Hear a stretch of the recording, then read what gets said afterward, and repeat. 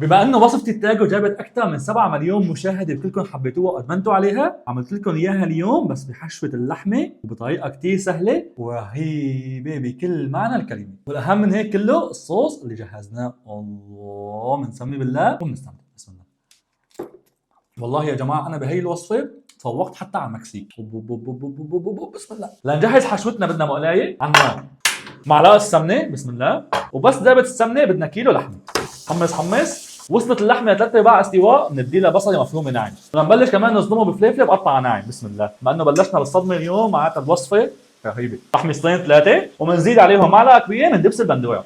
طيب، وبنختم ببندوره كمان مقطعه لمكعبات. بسم الله. وبنبلش ثواني بالبهارات، معلقه صغيره مليانه ملح. بسم الله. وكذلك الامر من الفلفل الابيض او الاسود، ومعلقه صغيره من الفليفله، ويفضل تكون حده عشان ما يزعلوا مننا اخواتنا المكسيك، ورشه كزبره يابسه. وما ننسى انه نصدمهم بمعلقه صغيره من الاوريجانو بتعطيهم طعم كثير طيب. خلص علقت اليوم الصدمه معي. تحيتين ثلاثه بس وبنطفي النار بتصير حشوتنا جاهزه. وهلا بدنا خبز التورتيه او التورتيلا يلي نبلش نعمله زبديه بهالحجم هاد، ونبلش بنقطعهم بهالشكل هذا. بسم الله. من بعد ما عملناهم كلهم بنحطهم على جنب.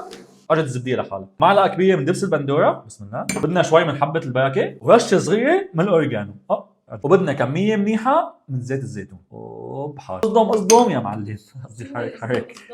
خلاص علقت اليوم. وهلا التكتيك كالاتي: ندهنهم بالدبس البندوره. بسم الله. بس مع طرفين طبعا جاد بايركس. وبنبلش بنطبق خبزاتنا بهالشكل هذا، وبنبلش بندللهم باللحمه. فوق اللحمه نبلش ننزل بالموتزاريلا.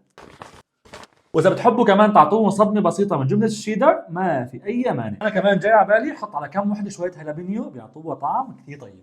وهلا صار وقت نبعتهم على الفرن شغال من فوق ومن تحت، بنحطهم بالوسط على درجه حراره 200 بس 10 دقائق لتذوب الجبنه ويعطونا تحميصه حلوه. للصوص كميه منيحه من المايونيز، ونص كميه المايونيز كاتشب، شوي صغير من سراتشا صوص، وشوي كتير صغير من تاباسكو صوص. بسم الله. هيك كتير ممتاز. وبنصدم الصوص بشويه هالابينيو، ويا سلام شو حيطلع معنا الصوص حار. ايه، ونسيت اقول لكم بدنا كمان شويه اوريجانو. وهلا ناخذ خلطه كتير معتدله، واذا حبينا كمان نضيف شوي من مرقه المخلل لان فيها شويه حموضه تعطي طعم كتير طيب.